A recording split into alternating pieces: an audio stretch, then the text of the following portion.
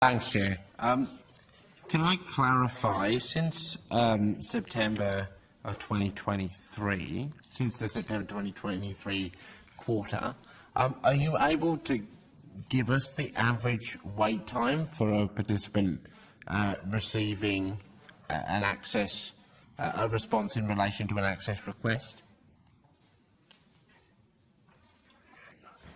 Senator, Corey McKenzie speaking. No, we don't have that data, I'm afraid. So you can't say how long it takes after you apply to receive a response. Can you tell us once you have received a positive access request, how long it currently takes, or the average time it is currently taking to actually set somebody up with a plan? Senator, we're not able to report the average times, which is what we ordinarily report, because, of course, every particular individual has both a different can have a different journey through the system, depending on, you know, a whole range of factors, as I know you're well aware, Senator. And so we rely on our system to aggregate the reporting for the purposes of having that information that we report quarterly in our PSGs. And because of the transition to the new system, we don't have that aggregated reporting available currently. So while we're we obviously continue to work to the same timelines, and particularly our legislated timelines. That's obviously what we're prioritising and working towards. We don't have that aggregated data available at this current point in time. But as I've said before, we hope to have that for the next quarter. So for the next quarter of 2024? Correct, yes. And when you say you hope to have it, will you have it, or do you hope to have it? Oh, it's just that it's reliant on the next phase of releases in the PACE system to be able to bring that data up, and so that's on track and progressing. But it's not a system capability at the moment, which is why I said hope. So it is on track. Right. So basically, from September 2023 quarter through to the next quarter will begin at the end of March. Yeah. We have no data at all. We have a lot of data. We're just not able to aggregate it in that way, Senator. So therefore, it's useless to us as a committee. You might well have it, but we can't use it. You can't use it. So for those 2 quarters, nothing that we can use to understand the participant wait times or the performance of the agency against a legislative requirement.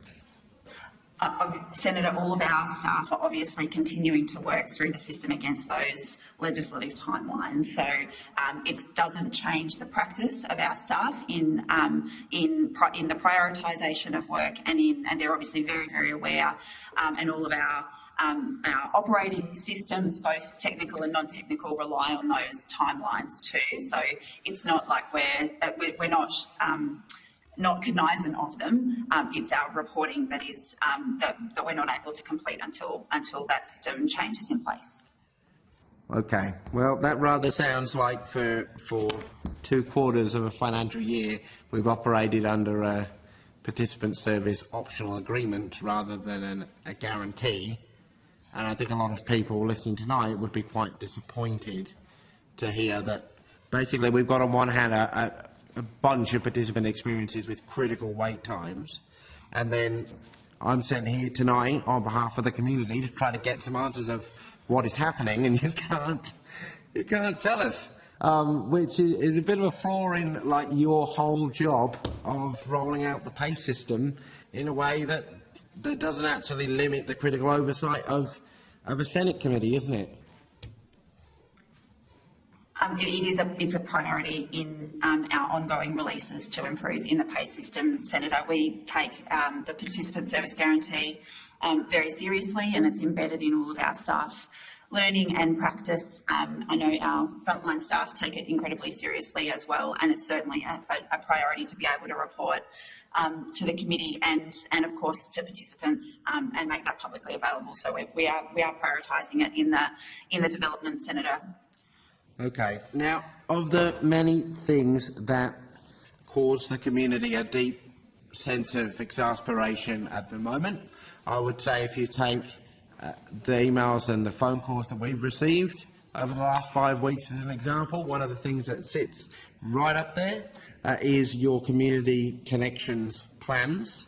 At the previous estimate sessions, we discussed those. People are, I can tell you right now, continuing to be told that they must complete one of these plans to get access to the scheme. One person from WA watched our exchange at the estimate session, filmed it, took it in to his local AMP centre in Warwick, showed it to them, and they still insisted that he must receive a community access plan before proceeding to access the NDIS. And we've had members of the community share with us what these community access plans actually look like on the other end of this process. And I've got here in my hand right now one that was sent to us by a participant with Ehlers-Danlos syndrome, a connective tissue disorder, who is autistic and also has complex PTSD. And this is one of the worst pieces of documentation that I've ever received in 7 years in this job, generated by an LAC or by the agency. And among the almost darkly comic observations within it is the suggestion within this plan that in response to the participants' desired goal of wanting to maintain or improve their physical, mental health or well-being, somebody with a connective tissue disorder that often results in dislocation of joints should undertake yoga. And I wish that was a joke. I wish that wasn't something sitting on my desk right now as an example of the comic nonsense that people are receiving in their so-called community connections plans. And so I must ask you, what training has the agency provided LACs who undertake community connection plans? Thank you, Senator. And obviously, without being able to comment on a particular plan, either community connections or otherwise, and its content, as we discussed at the last estimates hearing, Senator, we are aware of confusion in relation to this, and everywhere, from every state, not just WA, literally every state and territory, cities, regional towns. This is what people are being told. So we have already commenced much more detailed education campaigning. That obviously existed already, but we have continued to review the education campaign to make sure that it is clear that a community connection plan is not a requirement prior to access. We've got a much more intensive campaign that's actually started again today, and so that is continuing as well. We've also had some of the directors in our partner performance team working very intensively with particular LAC partners in the community providers, where we have seen a number of instances of this raised with us as well. So it's something that we're very conscious of. We're very focused on making sure that the information available both to participants and to partners in the community in their training, but also in the support materials that they're able to provide and talk with participants about, are very clear about it. And we'll continue to reinforce that because, as you say, as we have talked about in the past, it is not a requirement and there's been no change in that space. Thank you. Can I just bring you back to the nub of that question though, which is actually what training does the agency provide to LACs undertaking community connection plans? Can you either take that on notice or step that out? I'm happy to. Penelope, did you? Senator, it's Penelope McKay speaking. I'm Deputy CEO, was responsible for the the community responsibilities for the partner in the community program. Just to follow on from what Mackenzie was saying, the LACs undertake community connection training. This is delivered through a combination of virtual e-learn modules and leader-led embedding sessions. The prompts in the PACE system about the community connection plans in relation to early access did result in some confusion amongst some LACs as to whether this was a mandatory requirement for access. After being made aware Sorry, of can you repeat that again? What was the source of the confusion? I didn't come through clearly. the change over to the new PACE system, the way the LACs go online and fill out their application form had a prompt in relation to the community connection plans. While it's not, as Ms Mackenzie has said, mandatory that there's a plan in order to get access, the way the prompt appears on the PACE system was causing some confusion. And what was it about that prompt? Sorry to cut in, but this is the heart of the thing. What was it about that prompt that caused confusion? I understand that with the prompt, the LAC needs to answer the question of whether or not the applicant has a community connection plan. So it's not that they need a plan in order to access the scheme, it's that the LAC needs to fill out whether or not they do have a plan in order to progress to the next screen in the PACE system.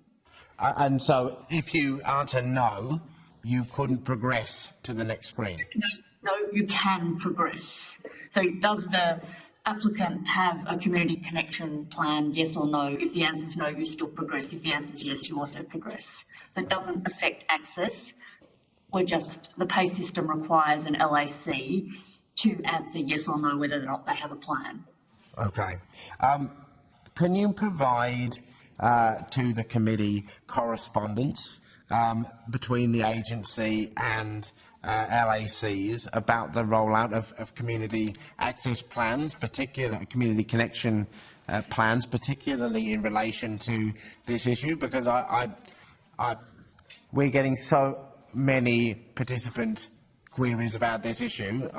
It would be useful to have something in writing that stepped out exactly what you have communicated to LACs about this specific point. Certainly, we can give that on notice, yes. Okay. And now it's clear that there are no supports available for people in their local community, or in, at best, very little available that is outside of the NDIS at the moment. I have heard of people with an autism diagnosis who meet the eligibility criteria who have been told not only have they had the yoga suggestion, but they've also had suggestions that they attempt meditation, which is a novel support. It's the nicest way that I can describe it for an autistic person.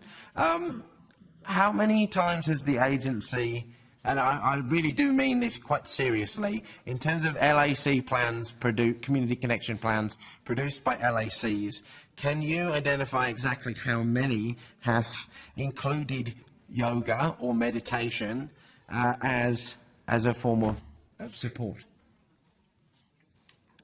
I think we'd have to take that on notice, Senator, so we might do that if that is okay. All right. Yes, if you could take that on notice. Is it correct that somebody's community connections plan is being considered or relevant to their future NDIS applications? Certainly not the fact that somebody has a community connections plan or not, Senator, and I can speak to the sort of system, and then Mr McNaughton might like to comment further as well.